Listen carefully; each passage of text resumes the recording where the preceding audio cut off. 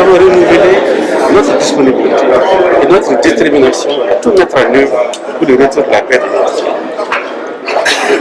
Nous avons ensemble exploré un certain nombre de pistes qui avaient déjà été indiquées dans le communiqué au final de la dernière mission conduite par l'ancien président du Nigeria.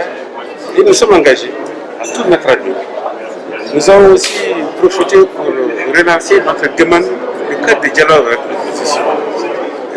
Et je pense que tout ne pourra pas être réglé au travers des missions de la CEDEAO, qui sont forcément un ingrédient nécessaire et indispensable pour mettre les partis face à face.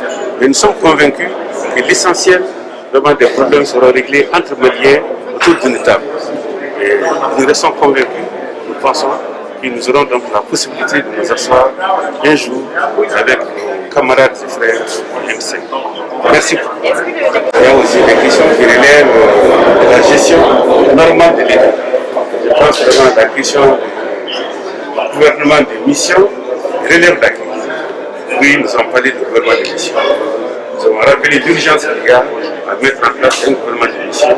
Parce que depuis un gouvernement d'union nationale, depuis 40 ans, les 40 jours, notre pays n'a pas de gouvernement. C'est de tout. Un pays dans le pays. Le président de la République a indiqué la voie à suivre. Il s'est engagé personnellement à organiser donc, des consultations avec toutes les forces.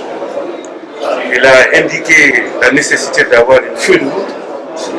Depuis quelques jours, un avant-projet de feuille de route a été mis sur la table par M. le Premier ministre. Et nous allons nous organiser très rapidement.